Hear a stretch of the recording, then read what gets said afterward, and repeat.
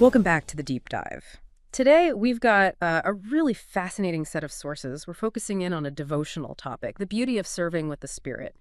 Our aim today is, to get past the surface level and really dig into what these texts might mean practically. That's exactly it. Yeah. We've got this really powerful devotional excerpt. It's called Rhapsody of Realities by Pastor Chris, essentially an analysis, verse by verse, of Romans chapter 1. Okay. And we're really honing in on verses 9, 11, and 12 because sort of taken together, they offer this picture of genuine spiritual service and fellowship too. Right. Fellowship. Yeah, the goal is to unpack the author's take on how service should come from, an inner place, not just duty.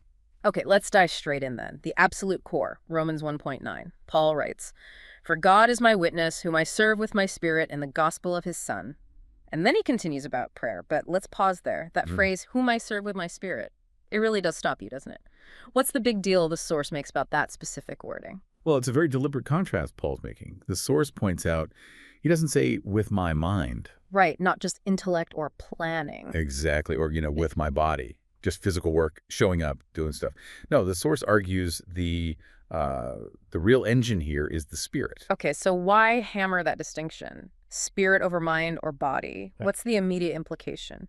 Well, the source says it gets right to the heart of sustainability and acceptability. Yeah. If Christian ministry is fundamentally spiritual, then the service itself has to be offered through the Spirit. That's how it becomes acceptable to God. And the author is clear, this isn't just like poetry. Not a metaphor. No, it's Paul showing practically how you actually do this demanding work without, crashing and burning. Service just from the body or mind. It runs out. It gets tiring. Maybe even leads to resentment. But that makes a lot of sense. Yeah. Like the difference between, filling out a required form versus writing something you genuinely feel. Exactly. The action might look similar on the outside, putting words down, but the energy source, totally different. The quality, too. Right. And the source material really leans into this. It uses some specific terms we should probably clarify. When it says serving with the Spirit, it means serving from the inward man. The inward man. Okay, what does that mean conversationally? Your core self. Yeah, essentially. Your deepest motivations, your inner commitment, the sort of the real source of life inside you. That's the idea. And that's what fuels this true spiritual service. What does that service actually involve then, according to the text? It involves engaging with spiritual truths consciously, making sure your ministry, your actions are flowing from this place of depth in the Holy Spirit. A place of depth. And then there's this very specific phrase the source uses, priestly service from the inner man. Okay, priestly service. Let's pause on that. What does that convey, especially when you contrast it with just, mechanical duty? Well, priestly suggests intentionality, right? Consecration, like an offering. Mechanical duty is often just reactive. You do it because it needs doing. Yeah, check the box. Right.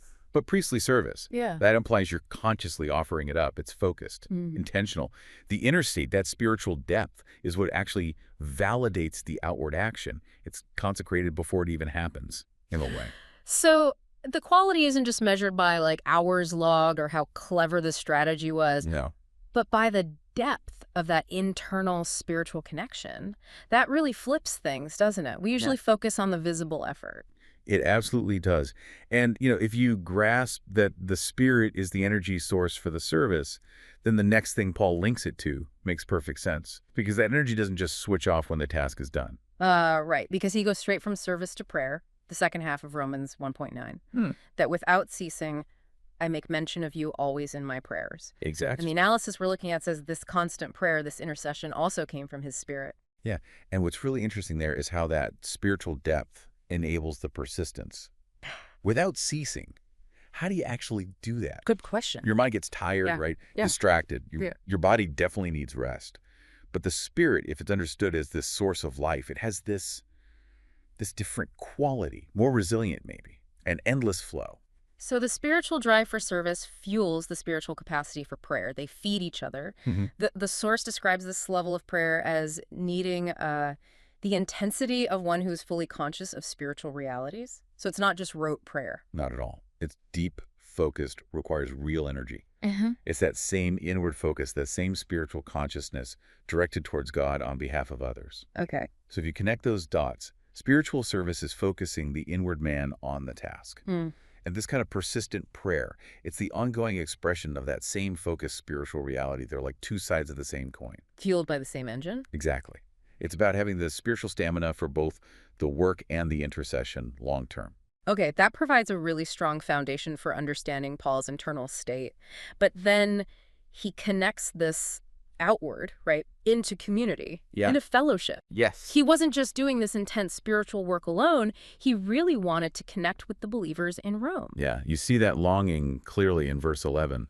He says, "For I long to see you, that I may impart unto you some spiritual gift, to the end ye may be established." Which sounds, on the surface, pretty standard, right? Leader brings something to the followers. Apostle helps the new church get grounded. It does sound a bit like a one-way street. Paul has the gift, they need the establishing. Seems straightforward. But then comes verse 12, and this is where I think it gets really profound. Paul immediately seems to adjust that picture. He absolutely does. Verse 12 is the kicker. "That I may be comforted together with you by the mutual faith, both of you and me." Mutual faith, comforted together. Right. And you have to ask, wait a minute, this is Paul, the spiritual powerhouse. Why does he need comfort from the very group he's planning to go and establish? Yeah, that's the tension, isn't it? Does that somehow lessen his authority or something? But the source analysis is clear.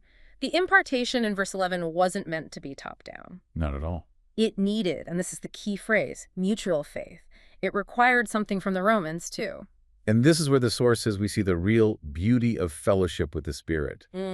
Paul understood that genuine spiritual strength isn't something you just possess in isolation. It's actually validated, even sustained, through community. So he planned to give them gifts to strengthen them. Yes. But he also expected their faith, their response, to encourage him. Precisely, their own faith and response. It's like he needed to see the impact, see it flourishing in them, and that would, in turn, comfort and encourage him. So he's not just like a spiritual vending machine dispensing gifts. Definitely not. He actually needs that human connection, that validation that comes from seeing faith take root in others.